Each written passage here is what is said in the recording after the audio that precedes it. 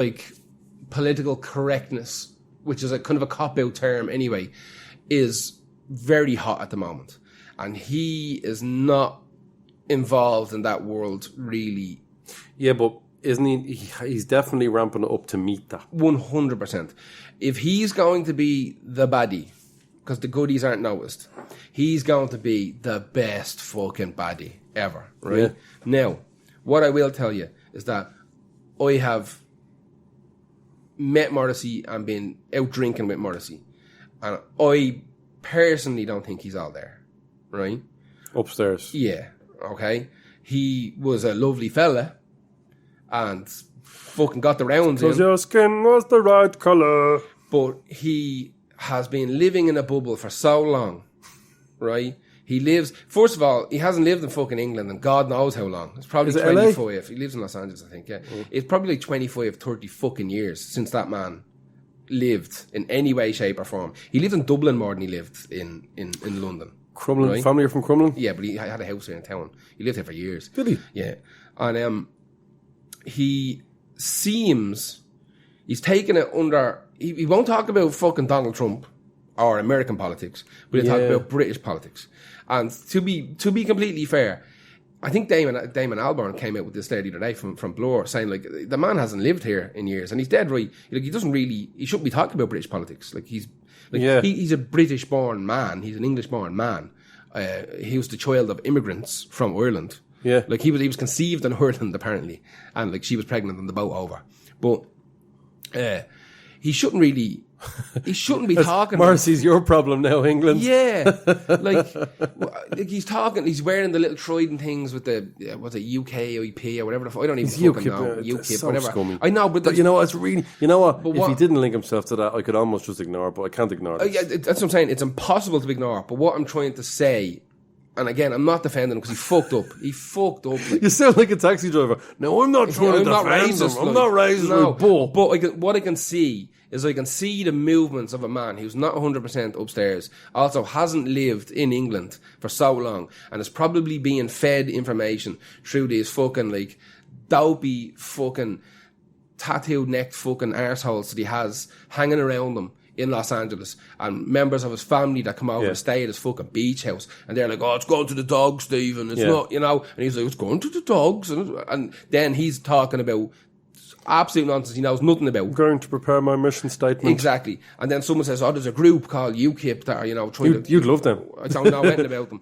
But no, he's saying to him. But they're saying they're trying to clean up England and get it back to, like, you know, fucking, God, you know, Sounds God save brilliant. the Queen, fucking, that sounds great. He's Gandalf now. But fucking, but I honestly believe that he's, like, taking 5% of fucking the information and turning it into a big mission for himself. Yeah. And he's also turning it up to 100. I will say this, right? It's good in the sense that people say it's terrible what he's saying. It is terrible what he's saying, but what I'm saying is it's good that it's not landing with anyone that matters. No one cares. Because the people that are old enough to listen to Morrissey and stuff like that already know he's talking absolute scutter. He's not reaching too many young people with this, which is the good part about it. Because we're talking about someone like, let's say Tommy Robinson or something with loads of 15, 16-year-olds running around going, oh, Tommy Robinson's fucking brilliant. Yeah. Everyone that's listening to what Morrissey's saying already knows he's talking shite. And it's pointless. So the only good thing about this is, Jesus, I had to finish that sentence quickly. The only thing good about this is it doesn't really matter to anybody. It can be, it's not influencing anybody. Hopefully it's not. I think it's just noise. I think that maybe he believes that these groups and these people have England's best intentions in their heart, but he doesn't know how they're. But he also doesn't even know what he wants anymore. But the world has to change. Absolutely, but this is one of the things. The way he uses digital medium, he uses it for shock value, for promotion. Absolutely, right? And it's the same way that even when he was doing interviews with Melody Maker and Uncut and whatever, where he'd say some absolutely outlandish shit about Chinese people being subhuman because they eat dogs or Jesus whatever. Christ. You know, they go on and on and on. Yeah. But then at the same time, he's like an anti-royal. You know, he hates the Queen. Yeah. And he has at one stage he had the bands wearing t-shirts. He's name checking Oliver Cromwell in his songs as a bad thing. Exactly. Which he was. Yeah. But he seems to, it just seems like he's fucking muddled. Now, I don't rate I don't rate that California Sun cover thing. I don't think it's good. The reason I didn't listen to it is because I don't know the originals. Therefore, Yeah, he's you picking- know when someone released a cover album, you don't Yeah. recognize Yeah. any of his songs. Like, well, this was a pointless endeavor for me. Exactly. But you should also always cover your favorite songs. So I get it. I get it. But I'm not listening to it. Yeah, I'm I- a little bit disappointed with him now, to Yeah, say the least. exactly. And it's just the cover of it's garbage and all. Like that, the one you put out, World Peace is None of Your Business, is That's a great album. it's fucking super. It's really, really good. Now, the song I picked for this, I picked The More You Ignore Me, The Closer I Get. That's a great song. It's a super song. It's the lead single off Fox And Hollow. that kind of ties into what you're saying as well. Don't ignore me. But that's his whole thing, is that like he thinks that he's the biggest star in the world in his head. He Yeah. really does. He thinks that he is the king of music. Oh, absolutely. The new Elvis. He thinks he's Elvis, exactly. Yeah. Right? Yeah. And the fact that he is not playing stadiums to 80,000 people every night bothers the shit out of him. Yeah. So I think in his head, if he raises a big controversy and says some fucking mad outlandish shit, whether he believes it or not, and he might believe it, I don't think he does. I don't think he's clued in enough to have the information to put his whole heart behind these statements. But the fact that he's saying them shows a fucking ignorance. And there's a massive movement online at the moment to just kind of separate the person from the music type of thing, you know? And It's a tough call. it's a isn't very it? hard call. Like, I mean, to be fair, like, when's the last time you listened to a fucking Gary Glitter song? You know what I mean? It's not going to happen. However, you listen to a fucking Who song. This week, like no. You listen to a Who song. You know what I mean? Yeah. Like, it's a complex issue that's probably never going to resolve itself. And I would see Morrissey retiring in the next 5 years anyway. Yeah, I can't. Right now, I'm too disappointed with him to listen to Mm. him. I'm being honest with you. And I absolutely love Morrissey and I love the Smiths. The work speaks for itself. Yeah. But right now, I'm just like, it's all that's on my mind when I think about him. Yeah, but it's an overwhelming facet of his kind of Because yeah, exactly. Because his character is so embedded into the music anyway. I'm just like, I'm so fucking disappointed. It's very, very hard. Anyway, we move on for next. Let's Yeah. do a whole episode on that. What's your next one? Dixie Chicks. The Dixie. Do you remember the Dixie Chicks? I kind of do. Oh, absolutely no interest in Dixie Chicks for my entire life until they made that big giant fuck up. Now, let's set the fucking scene before me the with fuck up. Dixie Chicks, loved by soldiers, cowboys, middle America, pretty much everyone actually. Yeah. Oh, they were talking about the country, Billboard charts. It was like number a one. poppy country, not new Poppy country. country. It was when country was really going poppy. Yeah. They were awards, outer artists, Like Garth number one Brooks era, albums. post Garth Brooks type of Yeah, thing. Yeah. absolutely. Great songwriters as well. You know, the musicianship and the harmonies from I don't think they're from Nashville. I don't know where they're from. I didn't fucking check. Dixieland. You'll find that country musicians are some of the best in the world. Oh yeah, absolutely. Singers as well. They had everything going for them until they went to, could have been Shepherd's Bush in London, where they made a derogatory statement about George Bush and said, we're on your side with the whole thing. That was it. America. That's their base. That's their ripping up the Pope. Yeah. They came back to America and sponsorship, not all the sponsorship, some of it stayed. Most of it gone. Radio play, zilch. Absolutely decimated. But that's you're making kind of shit kicker music, you know, rednecky music. But they're living in an age where it actually happened in The Guardian. It only got out because no one would have really said that. Yeah. They got a big cheer. Yeah. They're just saying, like, yo, don't, we're not like, George Bush. And everyone was, yeah. Back to the song again. But The Guardian wrote it in the review. Guardian are also Morrissey's greatest fucking detractors as well. Really? He hates them, man. Well, they wrote it in the review. It somehow got over there. America found out there was footage posted online of them saying, "Where were you on this?" We're essentially anti-war. Killed them, dead in the fucking war, like badly. This is like ripping up the Pope job. Dixie Chicks are fucked, absolutely fucked. There's a documentary about it. So they had to make a comeback album, Really? especially good. They got Dan Wilson from Semisonic, Yeah. who's a phenomenal songwriter. If you like middle of the road shit stuff, yeah. But it's I can still appreciate that. So the song I picked is easy. That's the so geeky dude from fucking from Semisonic. All about chemistry. Closing time. I love that song. Nobody knows it. Yeah. Fucking Listen, whopper.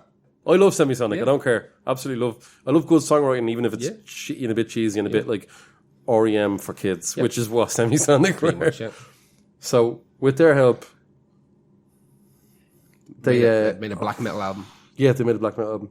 No, it's called "I'm Not Ready to Play Nice." I think it's "I'm Not Ready to Play Nice." But the song "Easy." So the reason I even checked out this album is, I remember I went through an absolute mad phase of watching the highest rated things from that year. You know, when you don't have time to go to the cinema all the time. I remember that their documentary was 95% on Metacritic or Roger Ebert. No, I was like, I'm going to watch this. It's cool. It's okay. I don't mind watching a music documentary about what I'm not into because music is interesting to me to watch it. So I watched this thing and they were recording the songs with your man Dan Wilson and they started playing the song "Easy Silence." And I was like, shut up. That's a fucking great song. So that's the reason that the Dixie Chicks, who would never be normally associated with something I would listen to ever in a million years. There's a couple of good songs off that. Did I listen to the album before? No. Will I ever listen to an album after? Like, I know of the band, but I don't think I know any of their stuff. I don't want to. Yeah. I'm not a Dixie Chicks fan. Yeah. But I have to say, this is controversial. Like, if someone was ever ragging on the Dixie Chicks... You a Dixie Dicks fan? I'd jump in and be like, have you heard "Easy Silence" though? Bit of a banger. You can. There's a banger Semisonic, or Semisonic, yeah, the band off it. I think I don't know if he wrote much of it, but he produced it anyway, and it just has his stamp on it. So, in essence, did they ever come back from it? Not really. No, no, they didn't. Dixie Chicks are. They probably have their own little. I'd say they're pretty big in London. Yeah. But that's about it. Dixie Chicks. Who's your next one? It's an absolutely fucking stupid band. It's Blink-182. I know. I just can't not. I can't not do it. Are you playing the man of the ball? Are you playing the song or the band? I'm doing probably the band. Oh! An era of the band. Okay. That early juvenile scutter, Blink-182. Dude Ranch? I love Dude Ranch, yeah. This song's off Dude Ranch. I picked A New Hope, which is just absolutely terrible song about Star Wars. It's so terrible. Like, there's good songs on that album, and I did not pick one. I had to give people a taste of just the absolute garbage. This song is basically what people assume Blink-182 sound like. You know So they're not wrong. It's the stereotypical garbage fucking nonsense song. I heard Blink-182 when Cheshire Cat came out, their first album. And I heard I was working in a computer shop, and someone knew someone who worked for some record label somewhere, and they had this shitty fucking CDR rip, and it just said Blink-182 Cheshire on it. So I always thought the album. Was this before they were big? Or? Yeah. Right, okay. And you would have been cued into a lot of punk back then before it got... But it was just this kind of shitty... I listened to it and it sounded garbage. Yeah. It was independently released, and they signed a deal with MCA, I think. And MCA gave them a lot of money to record an album called Dude Ranch. This is before Travis joined the band, the original drummer. He's very good. He's fucking super. Travis is very good. And the original, what's the original fucking Rayner or something? Trent Rayner. So honestly, I think it was the original drummer's name. Right. And there's a cool story where when they signed the record deal, they were given a lot of money, and they went off and they rented like a room in a hotel or a floor of a hotel and had a big party with all their mates. And the drummer got that drunk, he either jumped or fell off the balcony. Oh. And when he landed, he broke both of his heels. And they were due to record the next need week. them for the drums. Need them. And he did. He recorded the drums for the whole album while sitting in a wheelchair. With broken heels. With broken heels. And it sounds amazing. He's shit hot, like. He was shit hot. He somehow they figured it out and they done it. He broke his heels. That was garbage. That was like 1997. Garbage. I love that we randomly were talking about this of garbage. It's so terrible, but I can't help it. I just like it, and I understand why people will not like it, because I know it's shy. I absolutely know it's shy. And they hit when Enema of the State came out and All the Small Things came out, and everyone went fucking mad. I get it. Like, that was a huge album and a huge song. It was fucking everywhere. And I like that song as well. I like that album. I think it's fun. And it sounds good. Fun albums are fun. It's very hard to sometimes defend fun shit. Like Limp Bizkit, it's in the same vein. Exactly. It's the same kind of junk. It's just junk is what it is, you know? And when Tom DeLonge left, I never know whether it's Tom DeLonge or Tom DeLonge. I'm just saying. I'd love to hear him and Jim Corr have a fucking... conspiracy theories. But he two of the last people you'd think to have conspiracy theories. Tom DeLonge, Aliens, and Jim Corr. We've talked about Jim Corr on Reptiles this. or whatever. We've talked about anyway. Go on. Whatever the fuck he's into. But he left. He's got pain in his bollocks. And I think what happened was he wanted 6 months off from the band, and they gave it to him.